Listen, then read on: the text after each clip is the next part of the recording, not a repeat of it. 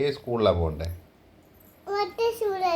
ആ നമുക്കത് നാളെ ബാഗ് മേടിച്ച് നമുക്ക് സ്കൂളിൽ പോകാം.